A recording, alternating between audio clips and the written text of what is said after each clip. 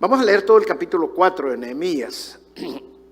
Y es importante leerlo porque Nehemías recibió un mandato del Señor, y el mandato era construir los muros de Jerusalén, que se habían caído. Bueno, los destruyeron, no es que se cayeron, los destruyeron. Y él tenía la obligación de ir a levantar los muros. Ya habían levantado el templo, pero sin los muros la ciudad estaba desprotegida.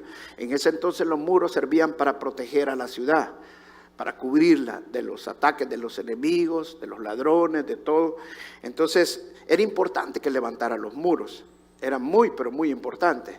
Y tenía esa misión, pero no fue fácil, fue una misión, lo vamos a estar estudiando en estos días. No fue fácil levantar los muros de Jerusalén, hubo mucha oposición. Y quiero comenzar con esta parte porque muchas veces creemos que cuando Dios nos da una promesa, cuando Dios nos hace un llamado, nosotros pensamos de que todo va a fluir sobrenaturalmente. Y que una vez Dios nos llama y como Dios nos está llamando, wow, desde el momento que yo me pare va a estar esto lleno y va a estar mucha gente. Desde el momento que yo empiece a hacer las cosas para el Señor, todo va a fluir sobrenaturalmente. Pero la mala suerte no es así. Y digo mala suerte no porque sea cosa mala del Señor, sino que realmente va a haber oposición, de una manera o de otra. Y cuando viene la oposición, viene el desaliento. ¿Qué es el desaliento? El desaliento, y por eso le puse la palabra desaliento y no desánimo, es sin aire. Y usted se fija en una persona cuando está compitiendo y se queda sin aire. ¿Qué le pasa cuando ya se queda sin aire? Ya no quiere seguir adelante porque se quedó sin aire. Ahora, haciendo una analogía con una llanta. Las llantas se llenan con aire, pero ¿qué pasa cuando la llanta va bajando el aire? Cuando va bajando el aire le cuesta más frenar, gasta más combustible, o sea, su capacidad de hacer las cosas efectivas es menos.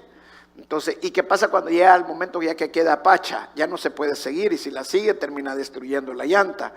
Entonces, realmente la clave es no quedarnos sin ese aire, no quedarnos sin ese aliento que el Señor es el que nos da las fuerzas para seguir adelante. Y ese es el trabajo del enemigo. El enemigo quiere desalentarnos, el enemigo quiere que perdamos las fuerzas para que sigamos adelante, la motivación para seguir su trabajo.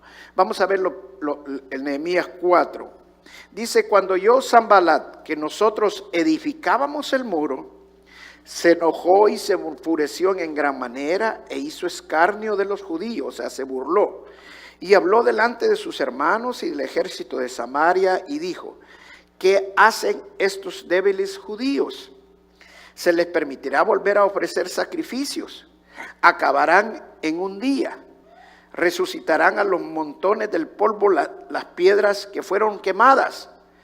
Y estaba junto a él Tobías amonita, el cual dijo: lo que ellos edifican del muro de piedra, si subieren una zorra, lo derribará. Dice que una de las cosas que más nos desanima a nosotros en estos primeros versos es la crítica. O sea, el enemigo no se va a quedar quieto cuando usted se levanta a trabajar para el Señor. Y lo primero que va a hacer es que va a levantar gente para criticarlo. La palabra dice que nuestra lucha no es contra carne ni sangre, sino contra huestes, principados y potestades. Entonces usted tiene que ser sabio. ¿Por qué? Porque usted sabe que está obrando para el Señor, que lo que está haciendo es para el Señor. Amén.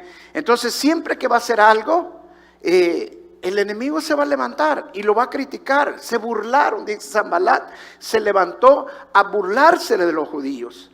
Y no solamente él, sino que habló con otros, y los otros también se levantaron burlándose de los judíos. Van a volver a resucitar estas piedras, estos polvos de estas piedras que fueron quemadas. En otras palabras, lo que ustedes están queriendo hacer es algo imposible, están locos.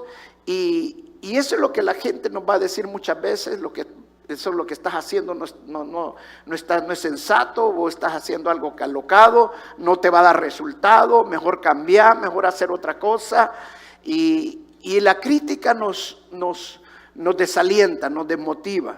Vino incluso Tobías, y Tobías vino a decir: no se preocupen, si hasta las zorras con solo que se paren van a derribar ese muro.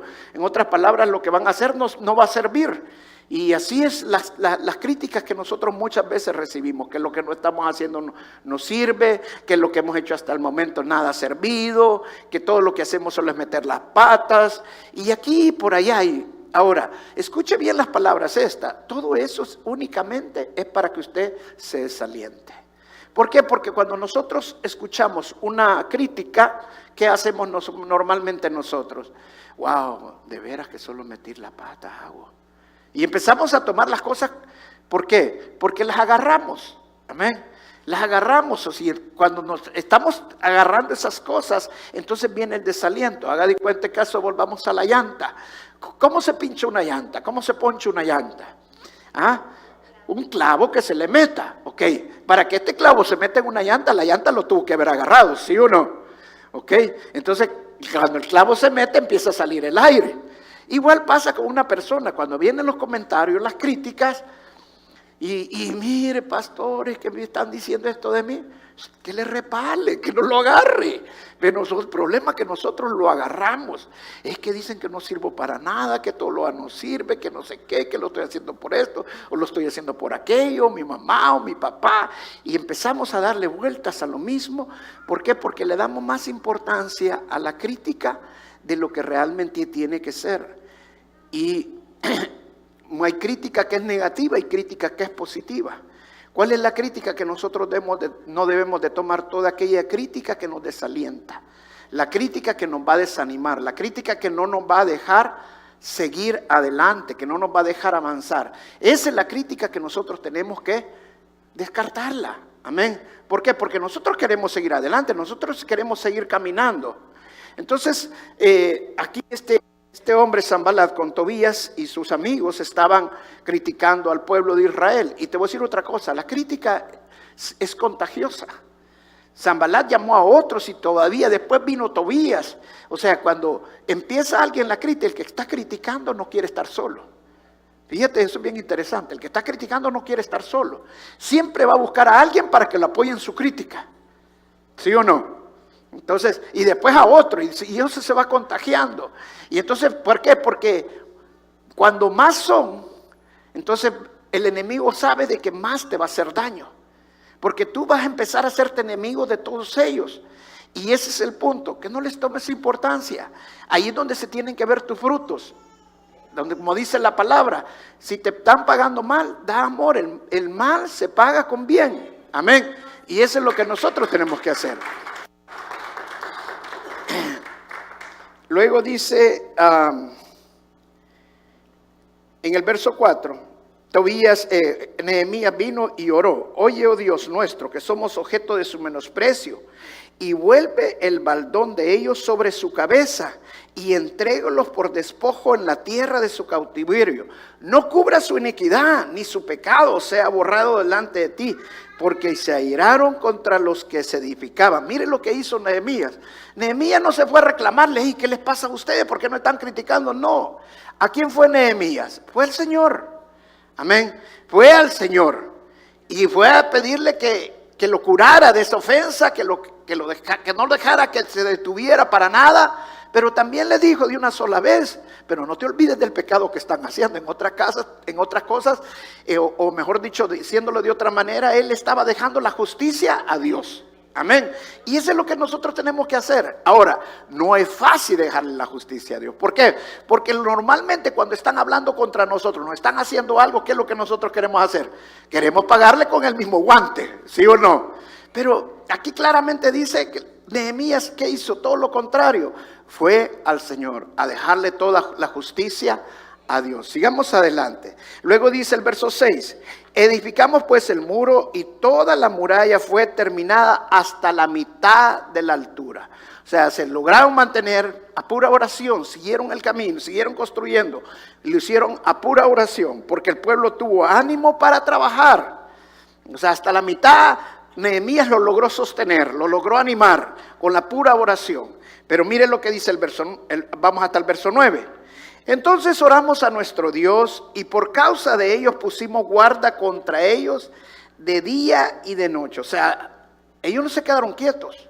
Cuando llegaron a la mitad, entonces dijeron: no, Entonces tenemos que atacarlos, tenemos que ver qué estrategia usamos para que se desanimen y les vamos a meter miedo. Luego dice el verso 10, y dijo Judá, las fuerzas de los acarreadores se han debilitado y el escombro es mucho, o sea, la basura es mucha y no podemos edificar el muro. Ahora, ¿quién estaba diciendo esto? Judá. ¿Quién era Judá? Judá era la tribu que en Génesis, en uno de los últimos capítulos de Génesis, cuando Jacob da la bendición a sus hijos, la mayor bendición se la da a Judá. O sea, ¿de dónde esperaríamos nosotros el menos comentario negativo? De Judá, porque es el que tenía la mayor bendición, donde iba a nacer el Mesías, Silo, lo había dicho Jacob. Entonces, lo que menos esperáramos fuera de Judá, pero Judá estaba diciendo, no nos vamos a poder levantar. Miren, si solo hay basura, solo es escombro esto, ¿cómo vamos a poder sacar de este escombro, seguir con este muro? No lo vamos a poder seguir. Y muchas veces nosotros estamos trabajando, ya hemos llegado a la mitad de nuestro trabajo y aquellos con los que estamos trabajando son muchas veces los que nos están desanimando. Dice, ahora la crítica no venía de los que estaban fuera, no venía de los que no estaban involucrados, sino la crítica venía de los que estaban con nosotros, de los que se supone que tendrían que darnos fuerza, de los que se supone que harían de decirnos, vamos, démosle, sigamos adelante. No, pero estos mismos lo estaban desanimando a Nehemías y a todos los que estaban trabajando. Luego dice el verso 11, y nuestros enemigos dijeron, no sepan ni vean hasta que entremos en medio de ellos y los matemos y hagamos cesar la obra. Pero sucedió que cuando venían los judíos que habitaban entre ellos, nos decían hasta 10 veces, de todos los lugares de donde volviereis, ellos caerán sobre vosotros. Imagínense, ahora ¿quién les venía diciendo también? Los mismos judíos, el mismo pueblo. No dice una vez, sino que hasta 10 veces. O sea, cuando el diablo está decidido a pararte, a desalentarte, no creas que con unas va a ser suficiente. No, va a ser desayuno, almuerzo, cena y todos los días él va a estar dándole hasta que te desanime. Pero dice que eran los mismos judíos. Venían y les decían hasta 10 veces, ya no sigamos, esto no va a servir para nada. Ahora, sigamos adelante. Nehemías sigue lo que dice la historia. Entonces dice el verso 13, entonces por las partes bajas del lugar, detrás del muro y en los sitios abiertos, puse al pueblo por familias, con sus espadas, con sus lanzas y con sus arcos. Después miré y me levanté y dije a los nobles y a los oficiales y al resto del pueblo, no temáis delante de ellos, acordaos del Señor grande y temible. Dile al que le está a la par, acordaos del Señor. Y luego dice, pelead por vuestros hermanos, vuestros hijos, vuestras hijas, por vuestras mujeres y por vuestra casa. Amén. Decirle que está a la par, pelead. Cuando ellos oyeron, nuestros enemigos, que les habíamos entendido, que Dios había desbaratado el consejo de ellos, nos volvimos todos al muro, cada uno a su tarea. Desde aquel día, la mitad de mis siervos trabajaba en la obra, y la otra mitad tenía lanzas, escudos, arcas, corazas, y detrás de ellos estaban los jefes de toda la casa de Judá. Los que edificaban el muro, los que acarreaban y los que cargaban con una mano, trabajaban en la obra y en la otra tenían la espada. Porque los que edificaban cada uno tenía su espada ceñida en los lomos y así edificaban. Y el que tocaba la trompeta estaba junto a mí. O sea que en otras palabras, no se rindieron, siguieron adelante, aunque trabajaron y a la misma vez tenían que estar con el arma y tenían que estar trabajando, lo hicieron. Amén. Luego dice el verso 19, y dije a los nobles, a los oficiales, al resto del pueblo, la obra es grande y extensa y nosotros estamos apartados en el muro, lejos unos de otros.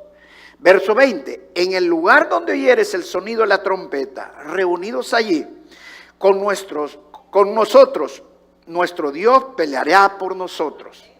Nosotros pues trabajamos en la obra y la mitad de ellos tenían las lanzas desde la subida al alba hasta que salían las estrellas. También dije entonces al pueblo, cada uno con su criado, permanezca dentro de Jerusalén y de noche sirvan de centinela y de día sirvan en la obra.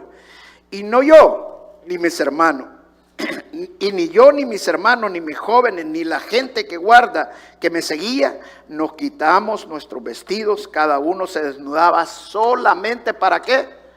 Para bañarse. Amén. Yo creo que usted nunca ha estado en esta posición que solo se quita la ropa para bañarse. Pero cuando uno es soldado, sí pasa estas situaciones. ¿Por qué? Porque cuando está en guerra no se puede descuidar ni un momentito. Amén. Entonces, el desaliento, todos lo vivimos, de alguna manera u otra. Pero la causa del desaliento realmente es la crítica. Son los comentarios negativos que hacen contra nosotros.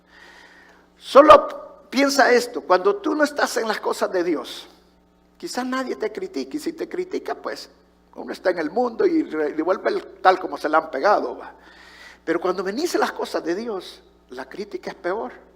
Porque, primeramente, porque no podemos responder como responde el mundo. Y la carne le gusta estar en el asador, ¿va? Quisiera responder tal como me la dieron. Es que de otra manera no va a aprender. Es lo primero que se nos viene a la mente. No va a aprender. Hermano, si aquí el que tiene que aprender somos nosotros. Amén. O sea, ¿por qué? Porque las críticas van a ser fuertes. Ahora, pero ¿por qué el enemigo nos critica? ¿Por qué el enemigo usa gente y nos levanta? ¿Sabes por qué? Porque lo primero que el enemigo quiere es que perdamos todas las fuerzas. Amén. Es que perdamos todas las fuerzas. ¿Qué pasó con el pueblo? El pueblo ya no quería seguir. Habían llegado a la mitad. Ya estaban a la mitad, pero ya no querían seguir.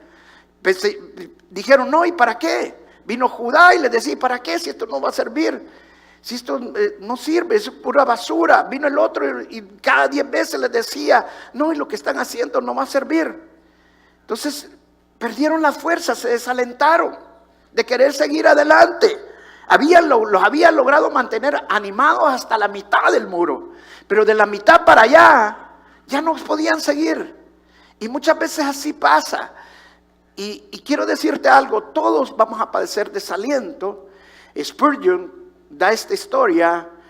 Spurgeon, uno de los mayores predicadores que han habido en la historia, pero cuando Spurgeon alcanzó y hizo su mega iglesia, la primera mega iglesia diríamos en la historia, y los ataques, la oposición fue grande, y Spurgeon dice que entró en una depresión, en un desaliento tremendo, pero él dice, entendí que todo eso era porque Dios me había llamado para multitudes y lo que venía era aún más grande. O sea, cuando te viene desaliento, es cuando tienes que pensar que es porque viene algo grande, estás a paso de algo mejor. Entonces, donde tienes que cobrar ánimo, donde tienes que buscar de dónde sacar las fuerzas. La segunda cosa que hace el desaliento y por qué el enemigo te critica tanto es para que pierdas tu visión. La palabra dice que el pueblo sin visión perecerá. Una persona que no tiene visión no sabe para dónde va. Es fácil, se desalienta. Cualquier cosa lo desmotiva. Pero cuando tú tienes visión, puedes fracasar en las metas, en los objetivos que estás haciendo. Pero si tú tienes visión, te mantienes motivado. Porque la visión te mantiene levantado. La visión te mantiene que tienes que seguir adelante. Amén. Entonces el enemigo lo que quiere es que pierdas la visión. Yo siempre le pregunto a los hermanos cuando tengo la oportunidad de estar platicando, ¿cómo te ves de aquí en un año? ¿Cómo te ves en 2 años? Bueno. Y me dan un montón, pero nadie tiene visión. Cuando les pregunto me dan un montón. Sí, yo me veo pues ya sin menos pelo, me veo aquí, me veo allá. Pero no me dicen, no, pastor, yo en un año yo quiero hacer esto, yo quiero tener esto, yo en un año quiero, por ejemplo, si usted tiene un taller, en un año yo quiero tener el taller más grande de Houston. O sea, esa es visión. Pero cuando no decimos qué es lo que queremos hacer, no hay visión. Entonces, si no tienes una visión, es importante que la establezcas, porque el enemigo te va a seguir desalentando. Amén. Si ya no quieres, si quieres crecer económicamente, pues ponte una visión. Si quieres hacer algo, ponte una visión, que la visión te da más grande que ti mismo.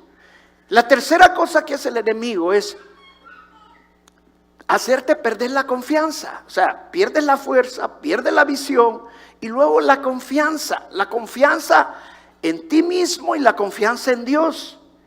Y no debes de perder la confianza nunca en Dios. Si tú tienes la confianza en Dios, vas a mantener la confianza en seguir adelante tú mismo también.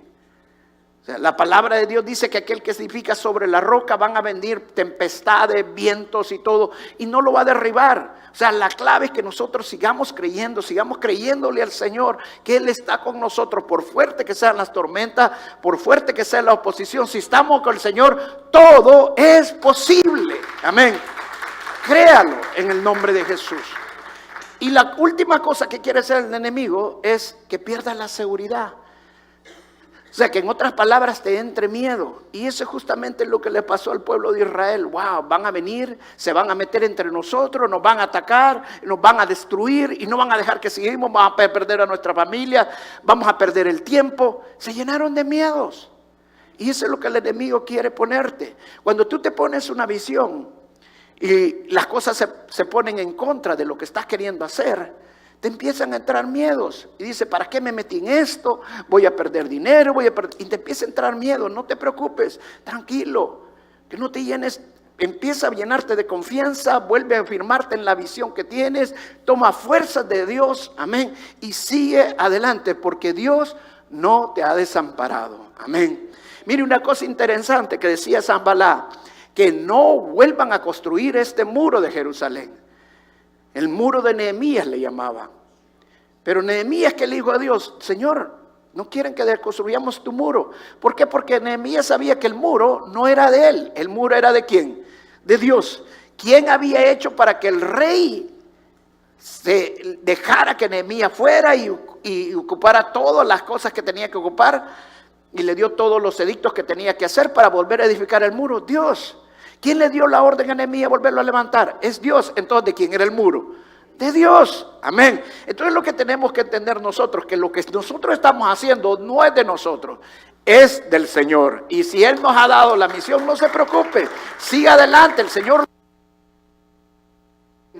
Ahora, ¿qué fue lo primero que hizo Nehemías para restaurar el muro, para seguir adelante después de estar en medio de el que no podían seguir caminar, de que se querían quedar debilitados? Lo primero que hizo es, habían llegado a la mitad del muro, pero Nehemías tenía que volver a ver cómo hacía que el pueblo que el pueblo volviera a cobrar ánimo, que no se desalentara, sino que cobrara ánimo.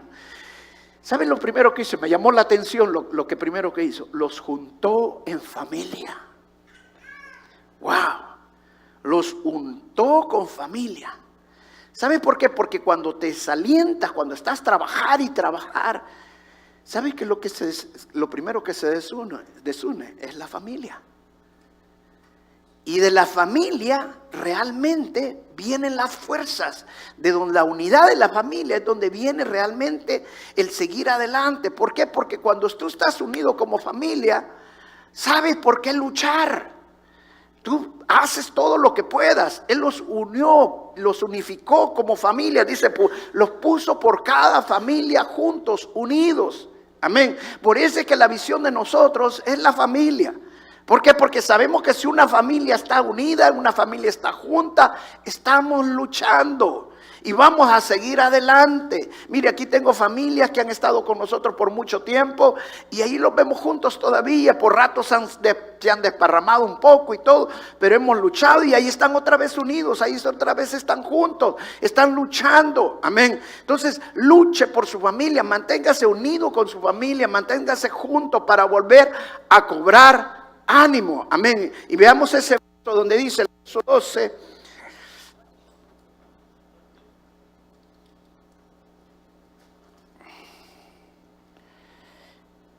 Entonces, por las partes bajas del lugar, detrás del muro y en los sitios abiertos, puse al pueblo por familias, con sus espadas, con sus lanzas y con sus arcos. Fue lo primero que hizo Nehemías. Los unificó en familia. Amén. Los unificó en familia. Una de las cosas que es interesante ver aquí, que Nehemías paró el muro, tomó descanso para hacer esto, para unirlos. Muchas veces nosotros no queremos parar, le queremos seguir dando y dando porque pensamos que es la manera que vamos a terminar. Y no entendemos que muchas veces necesitamos parar. Y durante ese tiempo que paramos podemos hacer otras cosas que son productivas, que no nos va a desgastar tanto, pero que son productivas y nos van a servir después. Hay un dicho que el arco se rompe mientras se mantenga doblado. Pero si el arco se deja de doblar, el arco no se va a romper. Entonces cuando tú das descanso y haces otras cosas en ese tiempo que van a servirte más adelante, que no te van a desgastar tanto, te va a servir. Nehemías ocupó ese tiempo para unificar a las familias, para mantenerlas unidas. Yo te voy a retar esta mañana, si hay un desaliento en tu vida, empieza por tu hogar, empieza en tu matrimonio, empieza con tus hijos. Te has dedicado mucho tiempo a trabajar, a hacer, a buscar, pero te has descuidado de tu familia, te has descuidado de tu matrimonio.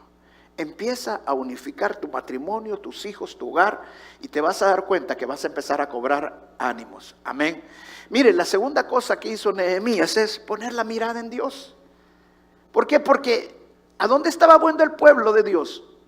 En la basura. O sea, la visión, habían perdido visión. ¿Por qué? Porque ahora, en lugar de estar viendo la visión, estaban viendo la basura. En lugar de ver el muro que tenían que construir, estaban viendo la basura. Estaban viendo las circunstancias. Y cuando empiezas a ver las circunstancias, tus emociones te ganan. Amén. La mejor manera de intervenir las emociones es volviéndose a recordar lo que Dios hizo antes. Creyendo a las promesas de Dios, que Dios es un Dios poderoso, Dios es un Dios grande.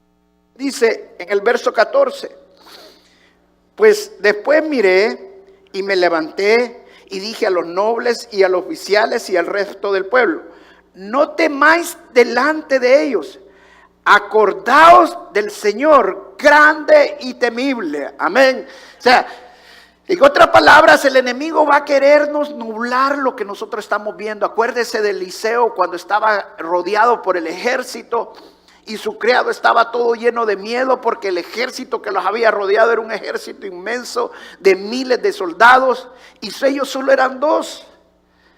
Pero el que le dijo Eliseo al hombre, no te preocupes, vuelve a abrir los ojos, ya le había orado a Dios, ¿para qué? Para que viera que lo que estaban con ellos era más de lo que estaban contra ellos. Amén. En otras palabras, lo que Nehemías estaba haciendo era lo mismo que Eliseo hizo. Es acordarle al pueblo que Dios es más grande que tus circunstancias. Dios es más grande que los vientos que estés enfrentando de oposición. Amén. Ustedes saben lo que es un velero. Un velero es un barquito que se transporta por el viento. Mientras haya viento, el velero va a caminar. Pero el momento que el viento cesa, el velero deja de caminar, ¿sí o no? O sea, cuando no hay viento, ¿qué hacen los marines, ¿cómo se llama? Los de los barcos? ¿Qué hacen eso, los marinos? Vienen y bajan las velas porque no hay viento. No sirve de nada tener las velas. Pero muchas veces nosotros tenemos que entender que las velas nunca las debemos de volver a cerrar, sino que mantenerlas y empezarle a orar, porque el dueño de los vientos es Dios. Acuérdese cuando el Señor Jesucristo paró los vientos, paró las tormentas, amén. Entonces cuando los vientos están en contrario, cuando los vientos ya no nos empujan, cuando los vientos no nos ayudan, entonces hay que poner la mirada en el Señor y acordarse que lo que Dios puede hacer es más grande que lo que el enemigo puede hacer. Y los vientos van a volver otra vez a empujarte, van a volver a animarte, vas a volver a poder a tener fuerzas. Agarrarse de las promesas de Dios es como tomarse una vitamina para uno no estar en desaliento, sino que uno seguir adelante. Amén. Créame, todos nos desanimamos. Hay momentos que nos caemos, hay momentos que ya no queremos seguir, pero entonces me acuerdo de las promesas de Dios cuando me pasa eso a mí. Y empiezo a creer en las promesas y agarro una promesa de Dios y me hago firme en la promesa de Dios y la hago rema en mi corazón para seguir adelante y no detenerme. Amén. Sigamos lo que hizo Nehemías. Primero, los unió como familia. Segundo, dejó de poner la mirada en las cosas, en la basura. y empezó a poner la mirada en Dios para volver a tener la visión, hacer que el pueblo volviera a tener visión, recobrar las fuerzas.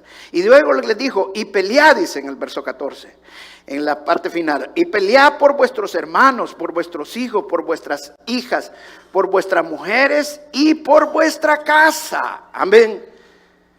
Hermano, ese es un equilibrio. O sea, en una parte le está diciendo, acuérdense de Dios, o sea, busquen de Dios, vuelvan a agarrarse la palabra, vuelvan a orar, pero también peleen. ¿Sabe por qué? Porque muchos cristianos dicen, bueno, voy a orar y Dios va a hacer. Sí, Dios lo va a hacer, pero también tú tienes que poner tu parte. Amén. Cuando Dios le dijo al pueblo de Dios que cruzaran el Mar Rojo, ¿quién abrió el Mar Rojo? Dios. Pero ¿quién tuvo que poner el primer pie para cruzar el Mar Rojo? Moisés. Amén. O sea, nosotros tenemos que hacer nuestra parte, nosotros también tenemos que accionar. Por eso aquí les estaba diciendo Nehemías, acuérdense de Dios, busquen de Dios, pero también peleen por su familia. Peleen por su familia, peleen por su sueño. No se desalienten, sigan adelante.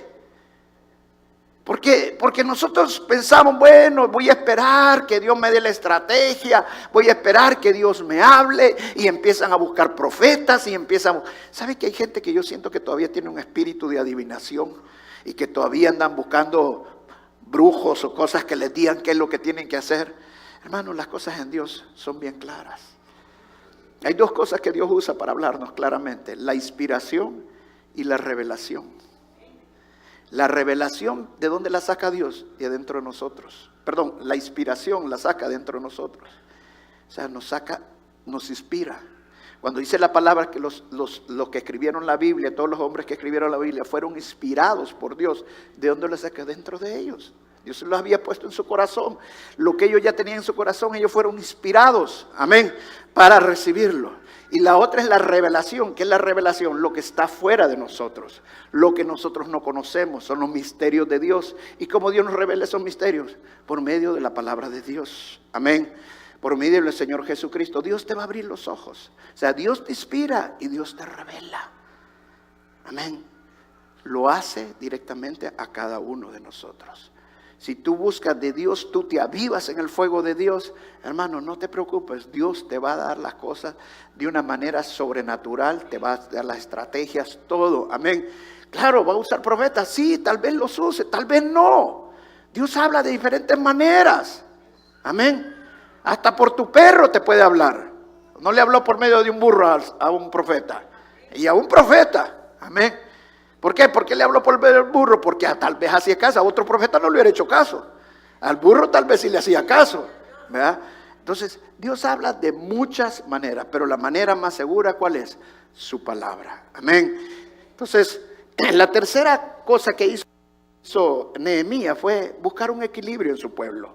Y eso nos ayuda. Porque a veces nosotros nos queremos ir a un solo lado, sin buscar un equilibrio, un balance en las cosas. O sea, tenemos que buscar la palabra de Dios, tenemos que orar, pero también tenemos que accionarnos. Amén. La tercera cosa que hizo, la cuarta cosa que hizo Nehemías. Dice, desde aquel día la mitad de mis siervos, verso 16, desde aquel día la mitad de mis siervos trabajaba en la obra y la otra mitad tenía lanzas, escudos, arcas y corazas. Detrás de ellos estaban los jefes de toda la casa. Los que edificaban el muro, los que carriaban y los que cargaban con una mano trabajaban en la obra y en la otra tenían la espada, porque los que edificaban cada uno tenía su espada ceñida a sus lomos. Así edificaban y el que tocaba la trompeta estaba junto a mí. Fíjese, siguió el equilibrio. O sea, el inicio es mantener un equilibrio, tanto espiritual como en el accionar. Pero muchas veces cuando ya nos ponemos a actuar, cuando nos ponemos a accionar y hacemos las cosas, nos mantenemos alejando de poco a poco de ese equilibrio. Y empezamos a trabajar más y empezamos a hacer más cosas y nos olvidamos de donde comenzamos. Y comenzamos con el equilibrio, con ese balance. Entonces, no deje el equilibrio, no deje ese balance. El balance es importante, la palabra de Dios lo dice claramente en muchos casos. Amén. ¿Por qué? Porque la palabra de Dios dice que la gula es pecado, pero también si no comes, no te vas a morir. O sea, es un balance en todo. Pero no hay que dejar ese balance, hay que mantener siempre ese balance, a pesar que estaban en el ataque, que estaban en todo, pero estaban siempre clamando al Señor. ¿Por qué? Porque muchas veces nosotros pensamos que estamos en el trabajo y estamos trabajando y nos olvidamos de Dios. Allí mismo tenemos que estar clamando al Señor, buscando de Dios. Amén. No dejar ese equilibrio en todas partes, siempre acordarse de mantener ese balance. ¿Por qué? Porque el enemigo va a estar al acecho, el enemigo no va a descansar.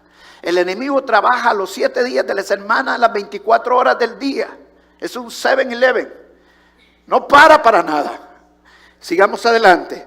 Luego dice el verso 19, la quinta cosa.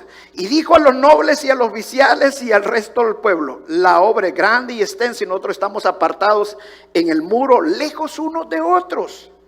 Verso 20. En el lugar donde hieres el sonido de la trompeta, reunidos allí con nosotros, nuestro Dios peleará por nosotros. Mire, esta es la quinta, pero esta quizás es la más importante de todas. Dice que vio que estaban separados el pueblo. Y le dijo: cuando ustedes oigan el sonido de la trompeta, vengan acá, corran, nos vamos a reunir. ¿Para qué era el sonido de la trompeta? Porque los iban a atacar. Entonces querían que Nehemías lo estaba buscando, que con la trompeta los iba a unir para que estuvieran juntos y pudieran defenderse. Ahora, ¿cuál es el principio aquí? El principio es siempre tener un lugar donde nos congreguemos. ¿Sabes que lo peor que puedes hacer cuando estás en desaliento es aislarte? Y sabes que yo bien lo creo, yo bien lo sé cuando alguien está bajo guerra espiritual, o mejor dicho, cuando está bajo opresión espiritual, cuando se aísla. ¿Y saben cuál es el pretexto que ponen? Me necesito apartar para que Dios me hable. Y es cuando más tenemos que congregarnos. Mire, Elías cuando estaba en una gran depresión, cuando estaba ya solo, que huyendo de Jezabel, le dice a Dios: Señor, solo yo he quedado. Solo yo he quedado. Que le dice Dios: no estás vos solo, le dijo. Hay 400 más que tengo apartados, le dijo. Hay veces creemos que somos los únicos, que somos los más inspirados y que tenemos que buscar de Dios porque Dios... No, hermano, eso es lo que Satanás quisiera. Eso es lo que Satanás quiere, es apartarte. Por eso Nehemías dice: voy a usar la trompeta para juntarlos. La trompeta es la unción de Dios. Amén. Es el chofá de Dios que usaban para la guerra. O sea, nosotros tenemos que venir a la iglesia porque Dios quiere que nos soportemos unos a otros. Dios quiere que nos cubramos unos a otros con oración. Dios quiere que nos demos amor unos a otros. Amén. Cuando empiezas a unirte con los hermanos, cuando empiezas a trabajar en la iglesia, cuando empiezas a soportar a tu hermano y darle amor al hermano, es cuando vas a empezar a cobrar aliento, porque ves que hay otros que tienen más necesidades que tú, que hay otros que necesitan de ti, que Dios te está usando porque sos parte del cuerpo de Cristo. Amén. No te aísles en el aliento. Empieza a buscar ese lugar que el Señor quiere. Y la última cosa que hizo Nehemías, el verso 22 y el verso 23, dice: también dijo entonces al pueblo: cada uno con su criado permanezca dentro de Jerusalén, y de noche sirvan de centinela, y de día en la obra. Y ni yo, ni mis hermanos, ni mis ovejas, ni la gente de guardia que me seguía, nos quitamos nuestros vestidos. Cada uno se adornaba solamente para bañarse. La última que hizo Nehemías, la sexta, fue comprometer a su pueblo. Lo llamó al compromiso de servir. Les digo: sirvan de centinelas. Cada uno de ustedes. Los quiero sirviendo, los quiero. Si no están trabajando, van a estar cuidando. Si no están cuidando, van a estar trabajando. Pero no van a estar sin servir, porque el que no sirve, no sirve. Compromiso. ¿Cuándo fue el momento donde David estaba más débil? ¿Cuándo fue el momento donde David pecó con Jezabel? El momento que no estaba sirviendo. Un hombre preparado para la guerra, un hombre que había luchado casi toda su vida para la guerra, pasó huyéndole a Saúl por más de 10 años, peleó batallas tras batallas, un gran guerrero. Pero un día vinieron los jefes de él y dijeron: David, ya descansa, ya no vas allá a esta batalla, nosotros vamos a ir por vos, relájate, tranquilo. Y se quedó en el palacio relajado, y allí cayó en pecado. Dios nos ha creado con un propósito. Todos tenemos un propósito en esta vida. Y Dios quiere que nos pongamos a servir. ¿Sabes que yo me alegro cuando hay gente que realmente se pone a servir de corazón? Porque es como que Dios les encendiera un fuego en sus vidas. ¿Por qué? Porque realmente Dios los había creado con un propósito. Y mientras no se podían servir, no estaban haciendo nada. El problema es que no quieren servir. Ah, no, yo quiero servir, yo quiero ser predicador, yo quiero ser predicadora, yo quiero ser esto, yo quiero pastor, yo quiero un profeta. Hermano, ponte a servir, empieza a limpiar los baños, empieza a hacer algo, pero sirve. Pero sirve. Cada uno sirva. Si es Dios de centinela, pues pónganse a trabajar. Si no están trabajando en el muro, pónganse en centinela. Que en otras palabras, de aquí van a salir los generales, de aquí van a salir los guerreros, de aquí van a salir los líderes. Trabajando es como Dios te va a empezar a derramar tu bendición.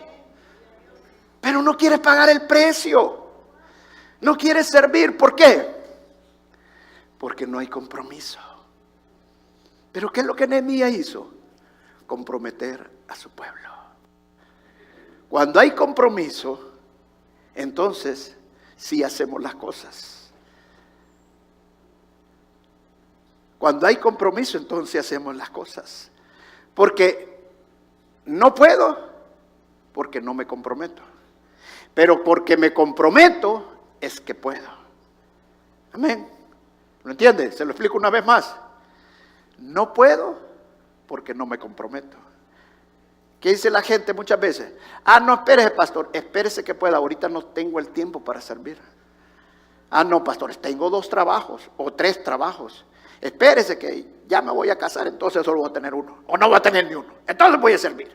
O mire, pastor, hasta ahorita no puedo, pero tengo muchos niños, pero ya van a crecer los niños y entonces voy a poder servir. ¿Por qué? Porque vive en él. No puedo porque no me comprometo. No se quieren comprometer porque no pueden. Pero ese no es el llamado que Nehemías le estaba diciendo. Se comprometen porque se comprometen. Y como se van a comprometer, entonces van a poder. Entonces, ahí cambia la cosa. Ahora puedo porque me he comprometido. Ah, pero es que no tengo el tiempo. No, pero es que yo me comprometí. Y como tengo ese compromiso, yo tengo que hacerlo. Como yo tengo el compromiso, yo le dije al Señor que yo lo voy a hacer. Tengo 2 trabajos, bueno, voy a buscar ahí un chancecito y lo voy a hacer esto, voy a hacer aquello, voy a hacer lo otro, pero lo voy a hacer y no le voy a fallar al Señor. ¿Por qué? Porque hay compromiso para servir. Y cuando te activas y hay compromiso, entonces te agarras de la visión. La visión sin compromiso es un sueño. Pero cuando hay un compromiso, entonces viene la acción. Y cuando viene la acción, entonces puedes llegar a donde la visión te quiere llevar. Pero nunca vas a llegar a la visión si no hay compromiso. Porque siempre vas a depender del puedo y no del compromiso. Ah, es que no era el tiempo para que yo hiciera eso.